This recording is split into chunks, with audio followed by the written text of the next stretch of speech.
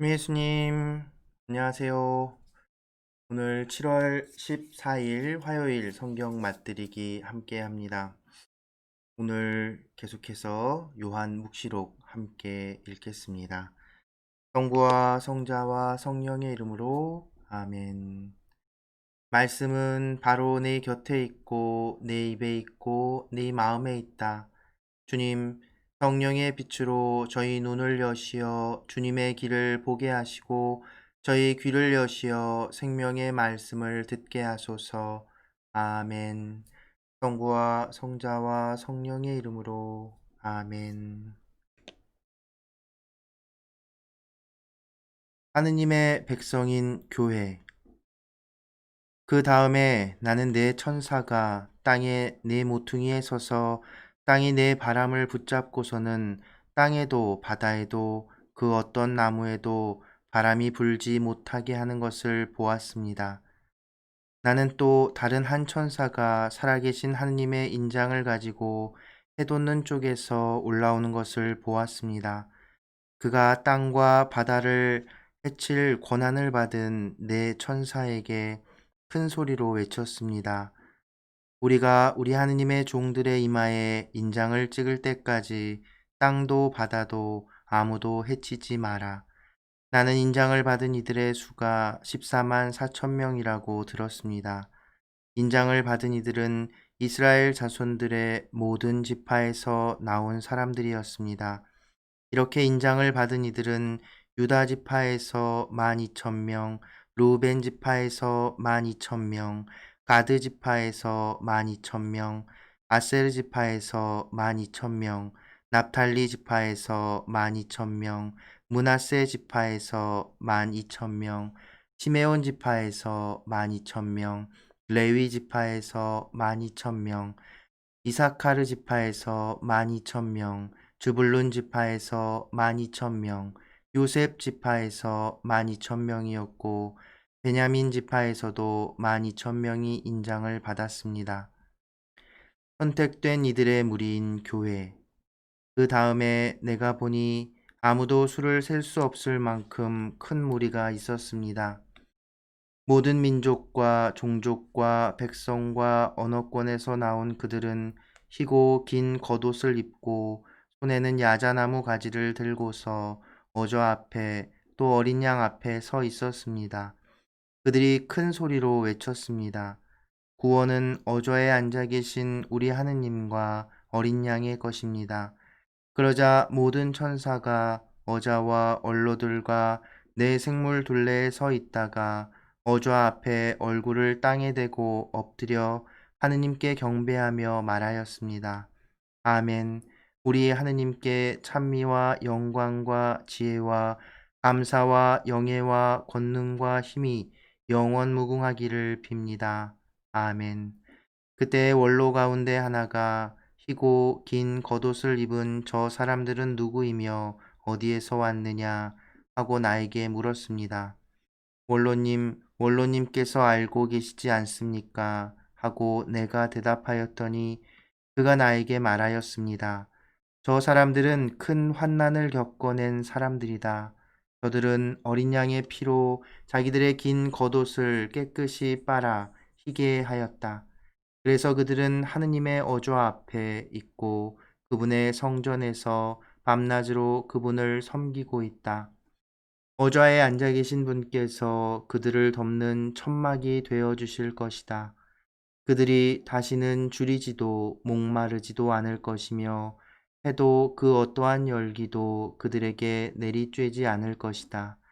어좌 한가운데에 계신 어린 양이 목자처럼 그들을 돌보시고 생명의 샘으로 그들을 이끌어 주실 것이며 하느님께서는 그들의 눈에서 모든 눈물을 닦아 주실 것이다.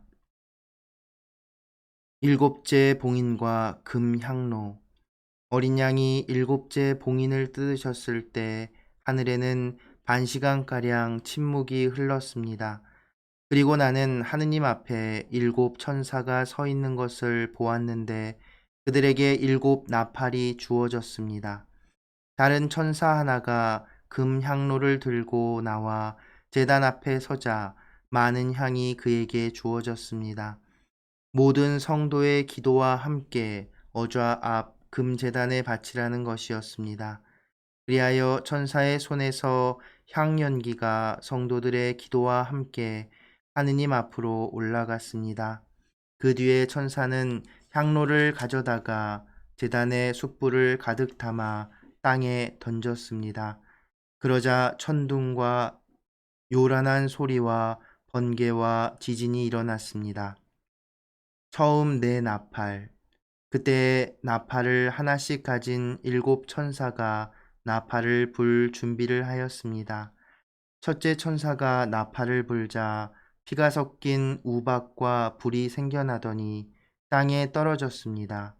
그리하여 땅의 3분의 1이 타고 나무의 3분의 1이 타고 푸른 풀이 다 타버렸습니다.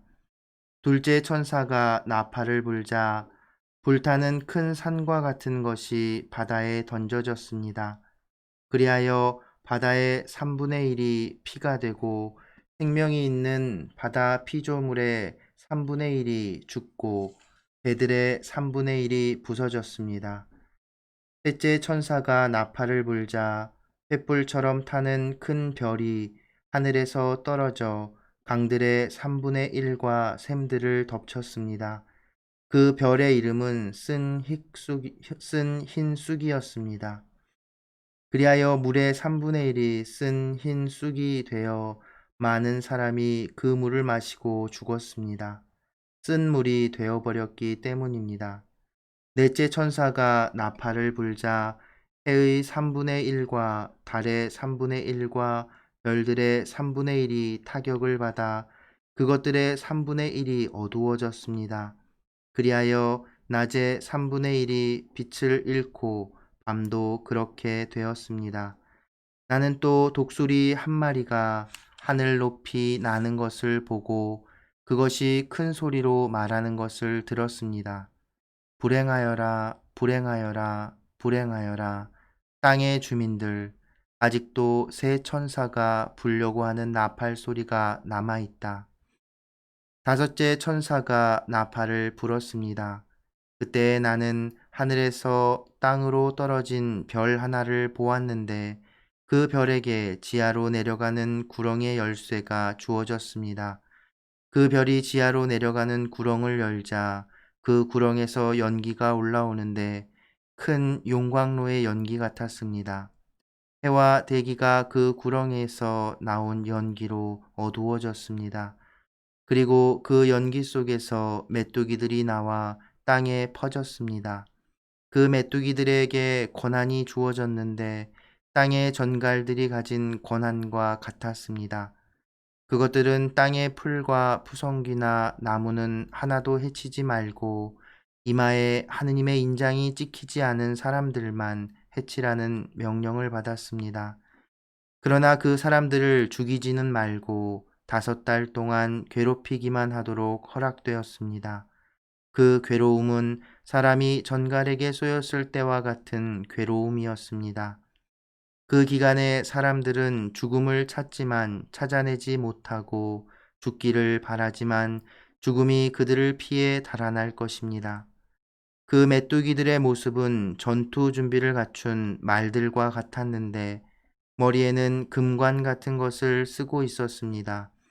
그것들의 얼굴은 사람 얼굴 같았고 머리털은 여자의 머리털 같았으며 이빨은 사자 이빨 같았습니다.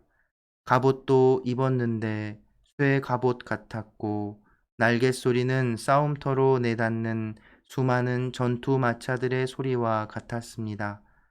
또 전갈 같은 꼬리에다 침을 가지고 있었는데 그 꼬리에 5달 동안 사람들을 해칠 권한이 있었습니다. 그것들은 지하의 사자를 임금으로 모시고 있었습니다. 그 이름이 히브리 말로는 아바돈이고 그리스 말로는 아폴리온입니다.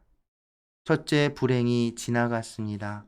그러나 아직도 2가지 불행이 더 닥칠 것입니다. 여섯째 나팔.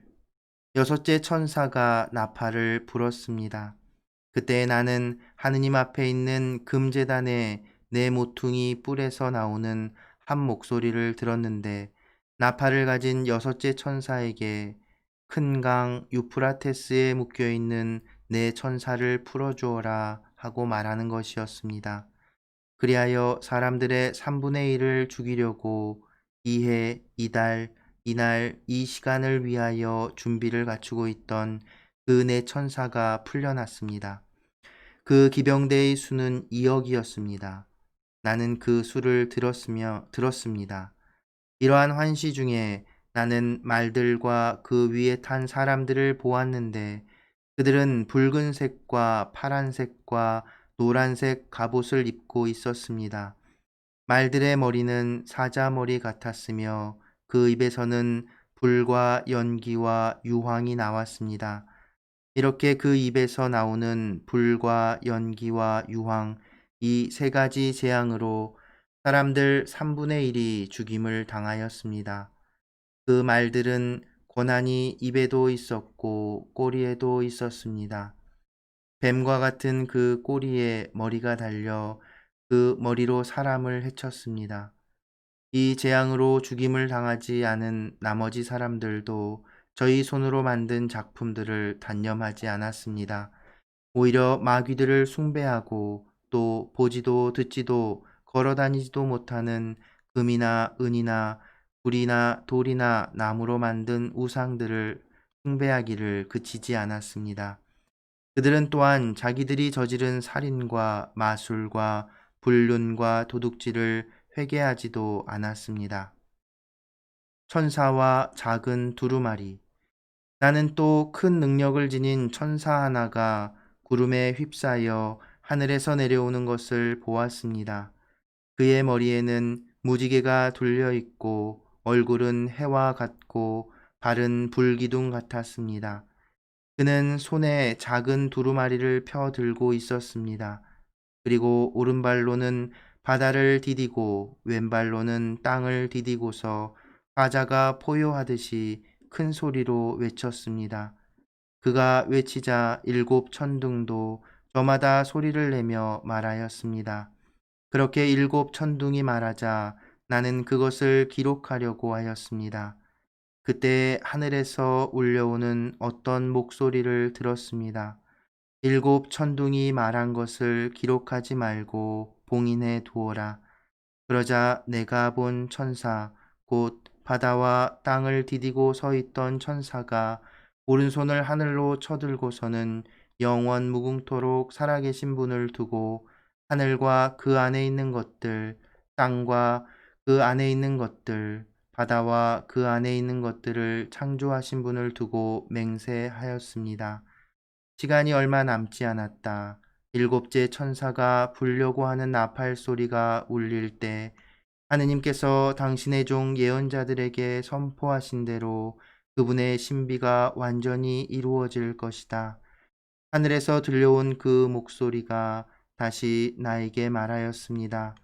가서 바다와 땅을 디디고 서 있는 그 천사의 손에 펼쳐진 두루마리를 받아라. 그래서 내가 그 천사에게 가서 작은 두루마리를 달라고 하자 그가 나에게 말하였습니다. 이것을 받아 삼켜라. 이것이 내 배를 쓰리게 하겠지만 입에는 꿀같이 달 것이다. 그래서 나는 그 천사의 손에서 작은 두루마리를 받아 삼켰습니다. 과연 그것이 입에는 꿀같이 달았지만 먹고 나니 배가 쓰렸습니다. 그때 너는 많은 백성과 민족과 언어와 임금들에 관하여 다시 예언해야 한다 하는 소리가 나에게 들려왔습니다. 두 증인, 그리고 나에게 지팡이 같은 잣대가 주어지면서 이런 말씀이 들려왔습니다. 일어나 하느님의 성전과 제단을 재고 성전 안에서 예배하는 이들을 세어라. 성전 바깥들은 재지 말고 내버려 두어라. 그것은 이민족들에게 주어진 것이다. 그들이 거룩한 도성을 42달 동안 짓밟을 것이다. 나는 나의 두 증인을 내세워 1260일 동안 자루옷을 걸치고 예언하게 할 것이다. 그들은 땅에 주님 앞에 서 있는 두 올리브 나무이며 두 등잔대입니다. 누가 그들을 해치려고 하면 그들의 입에서 불이 나와 그 원수들을 삼켜버립니다. 누가 그들을 해치려고 하면 그는 반드시 이렇게 죽임을 당하고 맙니다. 그들은 자기들이 예언하는 동안 비가 내리지 않게 하늘을 닫는 권한을 가지고 있습니다. 또한 물을 피로 변하게 하고 원할 때마다 온갖 재앙으로 이 땅을 치는 권한을 가지고 있습니다. 그러나 그들이 증언을 끝내면 지하에서 올라오는 짐승이 그들과 싸워 이기고서는 그들을 죽일 것입니다. 그들의 죽음은 그 큰 도성의 한 길에 내버려질 것입니다. 그 도성은 영적으로 소돔이라고 하고 이집트라고도 하는데 그곳에서 그들의 주님도 십자가에 못 박히셨습니다. 모든 백성과 종족과 언어와 민족에 속한 사람들이 사흘 반 동안 그들의 죽음을 바라보면서 무덤에 묻히지 못하게 할 것입니다. 땅의 주민들은 죽은 그들 때문에 기뻐하고 즐거워하며 서로 선물을 보낼 것입니다. 그 두 예언자가 땅의 주민들을 괴롭혔기 때문입니다. 그러나 사흘 반이 지난 뒤에 하느님에게서 생명의 숨이 나와 그들에게 들어가니 그들이 제 발로 일어섰습니다. 그들을 쳐다본 사람들은 큰 두려움에 사로잡혔습니다. 그 두 예언자는 하늘에서부터 이리 올라오너라 하고 외치는 큰 목소리를 들었습니다. 그리하여 그들은 원수들이 쳐다보고 있는 가운데 구름을 타고 하늘로 올라갔습니다. 바로 그때 큰 지진이 일어나 도성 10분의 1이 무너졌습니다. 그 지진으로 사람도 7천 명이 죽었습니다. 남은 사람들은 두려움에 쌓여 하늘의 하느님께 영광을 드렸습니다. 둘째 불행이 지나갔습니다.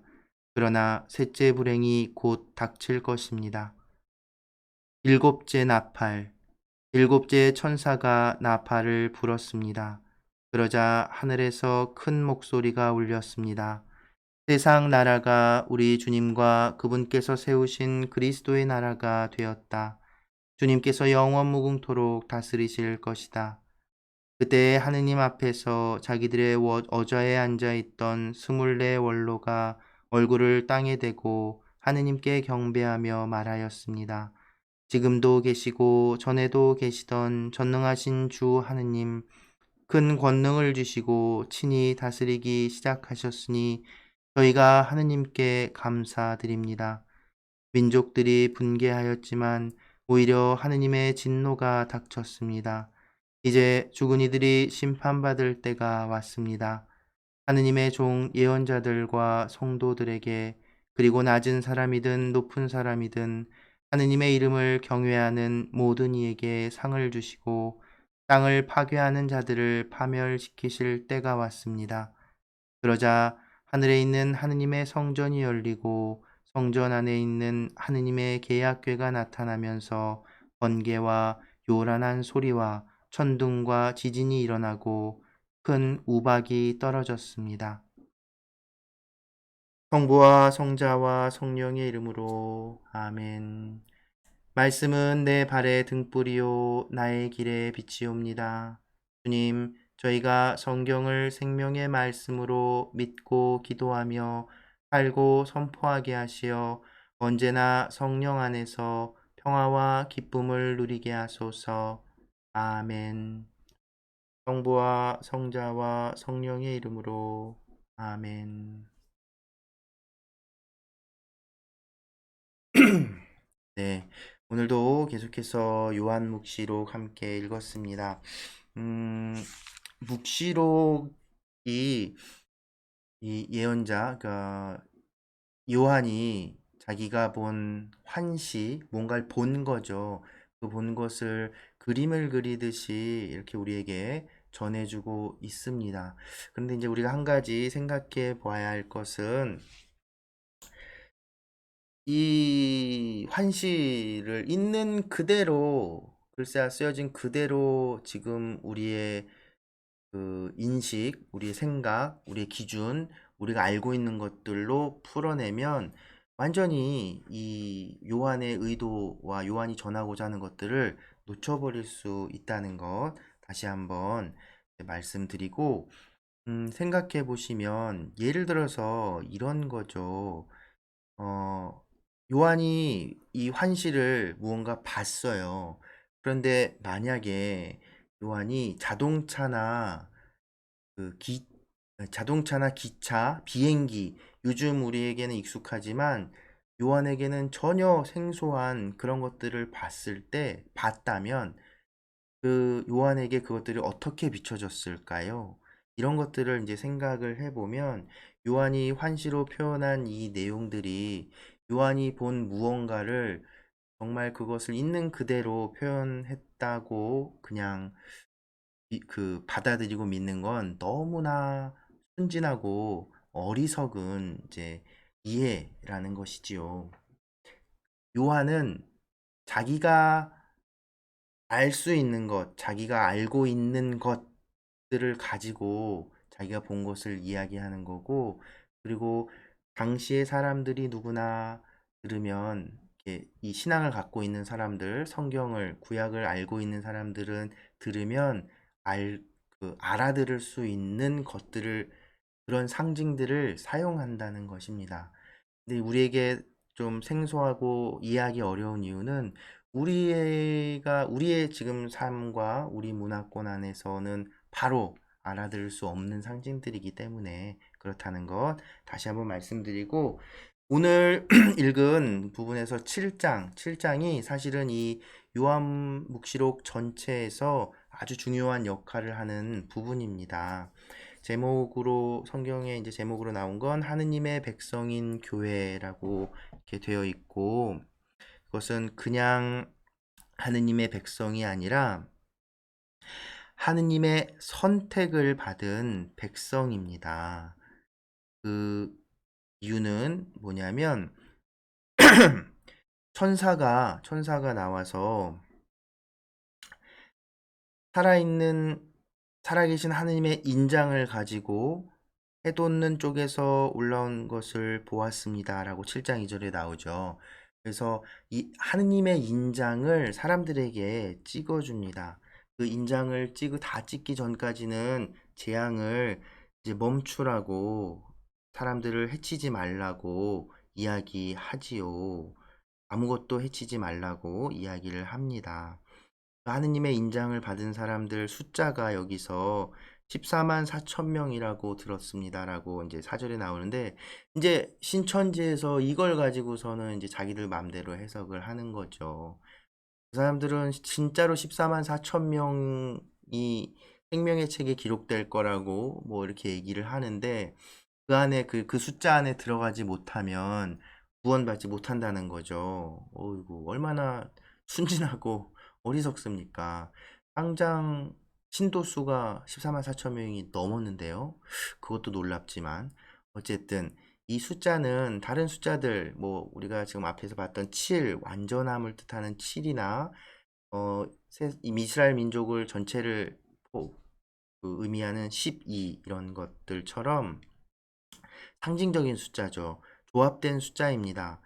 12지파의 각 지파에 12,000명씩 그 인장을 받을 것이라고 얘기가 나오죠. 이것은 12 곱하기 12 곱하기 1000, 이 조합으로 이렇게 나온 것인데, 12은 말 그대로 우리에게도 익숙한 숫자죠.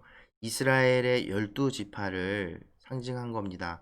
그래서 모든 지파, 어디 빼놓지 않고 모든 사람들을, 그래서 이제 이스라엘 전체를 표현하는 것이고, 그리고 이스라엘이라는 것은 단지 그냥 이스라엘 백성, 이스라엘 사람들만을 뜻하는 것이 아니라, 이제 이스라엘은 하느님의 백성을 뜻하는 거죠. 그러니까 모든 하느님의 백성이 이제 선택을 받을 것이다. 그러니까 하느님께 신앙을 고백하는 모든 이들이 선택을 받을 것이라는 겁니다. 그래서 12 곱하기 12, 12를 두 번을 이제 사용한 숫자를 사용해서 그 강조한 것이죠. 그리고 천은 이제 10을 세 번 곱하면 천이 되지요. 10은 10이 상징하는 건 많다는 겁니다. 아주 많은 걸 10이라고 하는데, 그래서 이제 10은 딱 10개라기보단 많아라고 할 때 이제 10을 사용했었는데 그 10이 3번을 곱한 1000이면 어마어마하게 많은 거죠. 그러니까 그 14만 4천 명이라는 건 단지 14만 4천 명이라는 숫자를 명확하게 얘기하는 게 아니라 모든 사람, 예, 하느님을 믿는 하느님의 백성 모두가 인장을 받게 될 거라는, 그리고 그 숫자는 굉장히 많을 거라는 그런 의미를 이렇게 담고 있는 것이지요. 네, 그래서 이 7장이 이렇게 중요한 이유는 뭐냐면 지금 이제 앞에 나온 건 7개의 봉인이 지금 하나씩 풀리고 있지요. 그런데 6번째 봉인이 풀리고 나서 바로 7번째 봉인에 대한 이야기가 아니라 갑자기 선택된 하느님의 백성에 대한 환시, 다른 환시인 거죠. 7봉인의 환시하는 그 다른 환시가 이제 6개의 봉인 다음에 나옵니다. 근데 이 봉인의 내용은 선택된 이들은 구원을 받게 될 거라는 거거든요. 하느님의 어자 옆에 올라가게 되고 흰 옷을 입게 될 거라는 것이지요. 여기서 또 흰 옷을 입는다는 건 단지 하얀색 옷이 아니라 빛난다는 것을 표현하는 겁니다. 우리가 복음에서도 만나죠. 예수님의 거룩한 변모 때 하얗게 빛났다라고 하는데 흰색이 의미하는 건 단지 우리의 어떤 흰색이 아니라 빛이 난다는, 광채가 난다는 그런 것을 의미하는 겁니다. 그래서 하느님의 영광이 드러나는 상징이라고 할 수 있지요. 그러니까 7장에서는 이제 재앙이 이렇게 바바바박 닥치는데 이 재앙이 그래서 어디를 향하고 있는지를 확인해 주는 내용인 겁니다. 그 재앙은 그냥 세상 모두가 다 망하고 끝나는 게 아니라 하느님을 믿지 않는 사람들, 하느님을 믿는 사람들은 구원돼서 하늘로 이렇게 인장이 찍히고 그 재앙에서 피해 나가고 하느님께 이렇게 불러 들어 올려져서 하느님 어자의 옆에 그 흰 옷을 입게 되는데 그 흰 옷을 입게 되는 사람들은 어떻게, 그러니까 그 믿음이 무엇인가를 설명하는데 7장 14절 보면 저 사람들은 큰 환난을 겪어낸 사람들이다. 저들은 어린 양의 피로 자기들의 긴 겉옷을 깨끗이 빨아 희게 하였다. 예, 재밌는 표현이죠. 환난을 겪어낸 사람들, 그러니까 지금 이 묵시록이 박해를 상황에 힘겨워하는 사람들을 향해 있다고 말씀드렸지요. 그래서 이 박해를 이겨내면 얻게 될 영광에 대해서 7장에서 이야기하는 겁니다. 근데 그 영광은 어떻게 얻은 것이냐? 어린 양의 피로 자기들의 긴 겉옷을 깨끗이 빨았다.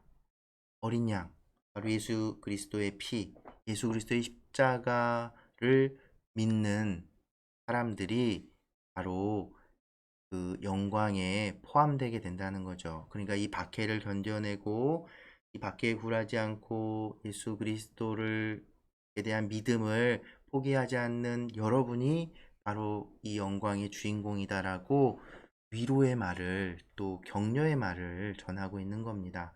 정리해 보면 앞에 나온 7봉인이 풀어지면서 넘쳐나는 세상에 뿌려지는 그 재앙은 모든 사람, 모든 세상에 향하지 않고 하느님을 믿지 않는 이들에게 향하는 것이고, 하느님을 믿는 이들은 그 재앙에서 벗어나게 된다는 거죠. 물론 이 재앙이라는 것 자체가 우리에게도 아픔이 되고 환난이 될 수 있음을, 그래서 이 환난을 우리가 이겨내야 한다는 것을 분명히 얘기해주고 박해 상황에 있는 신자들에게 희망을 주는 메시지인 것이죠. 그래서 그 요한묵시록을 읽을 때 요한묵시록의 많은 부분이 재앙과 무서운 어떤 그 이야기들이, 한시의 이야기들이 담겨 있기 때문에 마치 심판에 관련된 것은 맞지요. 근데 어떤 재앙에 관련된 것이라고 오해해서는 안 된다는 겁니다. 오히려 박해와 환난 중에 있는 신자들에게 그것을 견뎌낼 수 있는 용기와 희망을 주는 그런 메시지를 전하기 위해 쓰여졌다는 책이 바로 요한묵시록이라는 거죠. 그래서 중요한 순간에 이제 7장에서 그 내용이 담겨 있고, 그리고 나서 7째 봉인, 8장에서 시작되는 7번째 봉인은 그 다음 7개의 나팔, 또 역시 재앙과 불행에 대한 환시인데요. 7번째 봉인이 풀리면서 또 다른 7개가 튀어나오는 거예요. 7번째 봉인은 뒤에 나오는 7개 나팔 소리와 연결됩니다. 나팔은 성경에서, 구약 성경에서 특히나 어떤 종말의 시기를 알리는 상징으로서 사용됩니다. 그래서 이제 또 재미난데 이게 굉장히 그 계획된 의도가 보여지는 구조가 있어요. 7개의 봉인도 처음에 4개의 봉인에 대한 이야기를 하죠. 이 나팔에서도 7개의 나팔이 나오는데 또 4개의 나팔 이야기를 먼저 합니다. 그리고 나서 뒤에 3개의 나팔 이야기가 되죠. 4개의 나팔은 각각 뭐죠? 아이고야. 첫 번째 나팔은 땅, 그리고 두 번째 나팔은 바다, 세 번째 나팔은 물, 그리고 네 번째 나팔은 빛을 가리는 그런 재앙이 떨어지는데, 그러니까 땅에서 나는 소출이 다 말라버리고 바다의 물고기들이 다 죽고 물도 못 마시고 뭐죠? 우리 먹거리죠. 그러니까 인간에게 직접 해를 가하지는 않지만 이 인간에게 영향을 줄 수 있는 하나님의 피조물인 자연, 이 생태계가 파괴되는 겁니다. 땅, 바다, 마실 물, 그러니까 먹을 것. 그리고 나서 이제 빛이 가려지고 어둠이 덮는 것이지요.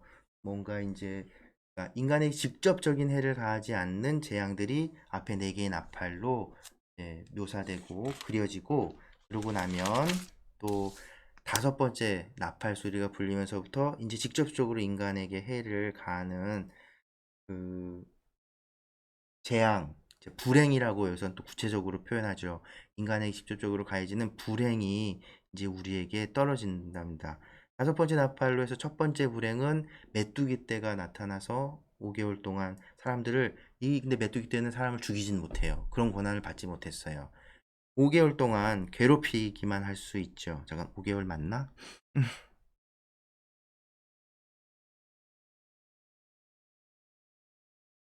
5달 동안 괴롭히는 거. 근데 이게 재미난 건 이 5달이라는 숫자가 실제 당시에 이제 메뚜기 떼들이 이제 나타날 때가 있는데 그 메뚜기 떼가 활동하는 시기하고 겹친다고 하네요. 그러니까 처음에 말씀드린 대로 요한이 자기가 모르는 것들로 설명을 하고 환시를 이야기하지 못한다는 겁니다. 무언가 자기가 알고 있는 것들을 통해서 이야기할 수밖에 없다는 점. 그래서 이제 5번째는 메뚜기 떼가 나오고 6번째 나팔을 부니까 이제 그 유프라테스 강에 묶여있던 4천사가 이제 튀어나와 가지고서는 이 천사들은 이제 사람들을 직접 죽일 수 있는 천사들인 거죠. 그런데 6번째 나팔이 불면서 또 이 재미난 이야기가 나오는데, 이게 또 역시 재앙이 어디를 향해 있는지를 분명하게 드러내는 구절입니다. 9장 20절 보면 이 재앙으로 죽임을 당하지 않은 나머지 사람들도 저희 손으로 만든 작품들을 단념하지 않았습니다. 자기들 손으로 만든 작품 뭘까요? 우상이죠. 뒤에 명확하게 또 나오죠. 금이나 은이나 굴이나 돌이나 나무로 만든 우상들을 숭배하는 걸 그치지 않았다. 그러니까 하느님을 거스르는 자들이죠. 바로 이 재앙은 하느님을 거스르고 반대하고 우상을 섬기는 자들을 향해 있음을 다시 한번 분명하게 이야기하는 겁니다. 자, 이제 6번째 나팔까지 불고 났더니 앞에 7봉인에서 6봉인이 끝나고 나서 하느님의 선택받은 이들에 대한 조금 다른 환시가 희망을 얘기하는 상징이 나타났죠. 또 6번째 나팔이 불고 난 그 다음에 나오는 환시가 7번째 나팔이 아니라 작은 두루마리 환시라고 부르는 환시, 또 무언가 약속과 희망에 대한 메시지가 나옵니다. 이 작은 두루마리를 들고 나타나는 천사가 있는데, 그 또 10장 1절에 나는 또 큰 능력을 지닌 천사 하나가 구름에 휩싸여 하늘에서 내려오는 것을 보았습니다. 또 이 큰 능력을 지닌 천사, 이거는 구약 성경의 그 배경 안에서 누구더라? 가브리엘, 가브리엘 천사를 이제 상징합니다. 잠깐, 가브리엘 맞나? 확인 좀 해볼게요. 네, 가브리엘 맞습니다. 가브리엘 천사가 그 하느님의 능력, 그 권한 이런 것들을 드러내는 천사로 구약 성경에서 얘기가 되고 있기 때문에 이 큰 능력을 지닌 천사는 이제 가브리엘 천사를 지칭하는 것이라고 볼 수 있습니다. 어찌됐든 이 대천사가 나타나서 작은 두루마리를 이렇게 들고 와서는 주는 거예요, 요한에게. 그리고서는 그 작은 두루마리를 먹으라고 하지요. 근데 그 두루마리가 입에 꿀처럼 달 거라고 얘기합니다. 역시 뭔가 이 환난 중에도, 이 박해와 역경 중에도 우리가 얻을 수 있는 어떤 작은 희망에 대한 메시지를 이제 의미하고 상징하는 것이지요. 그러고 나서는 이제 그 작은 두루마리를 통해서 그 그리고 이 두루마리를 이제 먹는다는 이런 표현들은 앞에 구약 성경의 예언서들에서도 예언자들이 하느님의 부르심을 받아서 선택을 받고 부르심을 받아서 사람들에게 보내지기 전에 겪게 되는 어떤 환시하고도 비슷해요. 그 이제 역시 요한 역시도 완전히 새롭고 전혀 모르는 것들을 이제 가져다 쓰지 않고 예언자들의 어떤 소명 이야기들을 가지고 온 것처럼 보이는 내용인 것이지요. 그러고 나면 이제 작은 두리무아리와 관련된 환시들이 마지막에 이제 10장과 11장에 나오는데 10장에 나오고 11장에는 이제 이어서 그 작은 두루마리 환시에 이어서 두 증인에 대한 환시가 나옵니다. 그 두 증인은 어,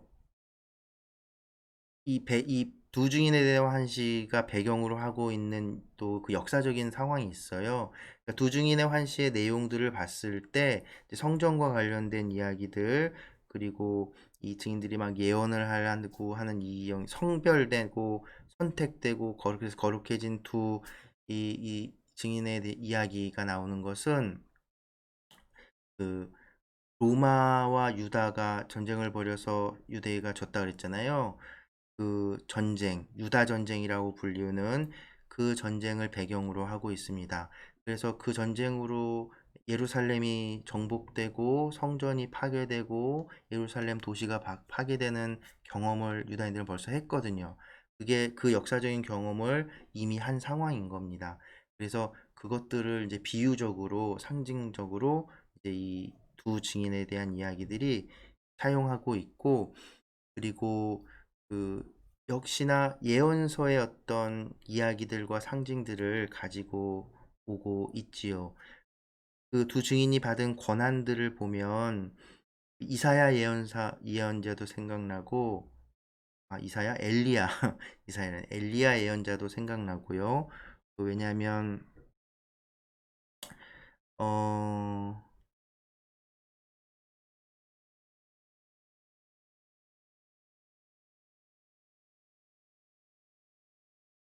11장 5절, 그들은 자기들이 예언하는 동안 비가 내리지 않게 하늘을 닫는 권한을 가지고 있고 물을 피로 변하게 하고 원할 때마다 온갖 재앙으로 이 땅을 치는 권한을 가지고 있습니다. 이 비가 내리지 않게 하늘을 닫는 권한이라고 하는 이야기에서 엘리야 예언자를 떠올릴 수 있는 겁니다. 이제 우리가 나중에 구약 성경도 읽게 되겠지만 엘리야 시대 때 하늘을 닫아서 비가 내리지 않는 재앙이 내려진 적이 있거든요. 그리고 그 다음에 피가 물들고 온갖 재앙, 누가 생각나죠? 모세, 이집트에 내린 그 재앙들. 앞선 이 나팔 불 때마다 나온 재앙들도 그 모세가 이집트에서 백성들을 끄집어낼 때 이집트에 내려진 10가지 재앙과 비슷한 것들이 막 나오잖아요. 그래서 이 엘리야와 모세를 떠올리게 하는 그런 권한을 갖고 있는데, 바로 그런 예언자들이 아니라 그것을 지칭하는 건 하느님의 권한을 받은 예언자들이 이제 나타나서 환시 안에서 어떤 이제 증언을 하고 예언을 한다는 것이지요. 그런데 그 예언자들은 박해받죠. 그리고 죽임당하죠. 그런데 부활하죠. 다시 살아나죠. 그 내용들이 다 무엇을 칭하고 있습니까? 바로 예수 그리스도의 죽음과 부활, 그리고 그것을 믿고 증언하는 우리들, 이 박해 상황에서도 그 예수 그리스도께 대한 믿음을 증언하는 우리들이 역시도 부활하리라는 그런 그 영광에 참여하리라는 희망의 메시지를 또 6번째 나팔 다음에 담아내고 있는 겁니다. 그리고 나서 이제 7번째 나팔 이야기가 나오게 되지요. 자, 오늘은 이제 7장부터 11장까지 읽었는데 요한 묵시록에서 굉장히 중요한 부분이라고 할 수 있습니다. 핵심이라고도 할 수 있는데요. 요한 묵시록이 전하는 이 재앙에 대한 환시는 단지 그런 숫자와 무서운 일들이 벌어지는 것, 재앙과 불행 이런 것들에 초점을 맞춘 메시지가 아니라는 겁니다. 요한이 요한 묵시록을 통해서 사람들에게, 믿는 이들에게 전하고자 했던 건 이런 환난과 박해 상황에서도 우리가 하나님께 대한 우리를 위해서 돌아가신 목숨을 잃으신, 그래서 우리의 죄를 용서해 주신 예수 그리스도께 대한 믿음을 잃지 않고 지켜내면, 그 믿음을 따르지 않고 회개하지 않는 그들은 재앙을 받을지언정, 그리고 하나님의 벌을 받을지언정, 그 심판날에 우리는 그 심판에서 벗어날 수 있고 오히려 하나님의 영광에 불러 올려줄 수 있다는 희망을 주기 위한 책이라는 겁니다. 그래서 장황하게 그런 엄청난 재앙 이야기들 하는 거죠. 그러니까 재앙 이야기를 막 해놓고 무섭지 해놓고, 그런데 이 재앙을 피하려면 그러니까 예수님을 믿어라. 단순하게 얘기하면 이런 거죠. 어렵지 않죠? 그래서 여러분들 요한묵시록 이제 아직 반 정도 더 남았는데 읽으면서 이런 정말 이렇게 판타지 같은 그런 내용들에 현혹되고 어떤 숫자들에 그냥 집중하는 것이 아니라 이 메시지가 담고 있는 의미들을 한 번 더 생각해 볼 수 있으면 좋겠습니다. 네, 오늘도 이제 요한묵시록은 제가 이제 할 말도 많고 뭐 설명할 게 좀 많아서 조금씩 영상이 길어지는 것 같은데요. 그래도 천천히 이렇게 함께 계속 읽어 나갔으면 좋겠고, 네, 제가 이제 피정 중이라서 오늘 거는 좀 미리 녹화를 해놓고 했는데, 피정 중에도 계속해서 이렇게 함께 성경 읽어 나가고 이 영상 올릴 수 있도록 노력할 테니까요. 여러분들도 포기하지 마시고 요한묵시록이 전한 것처럼 어렵더라도 힘겹더라도 환난이 올지라도 포기하지 말고 하나님의 말씀을 함께 읽어 나가실 수 있으면 좋겠습니다. 네, 오늘도 함께 해주셔서 감사합니다.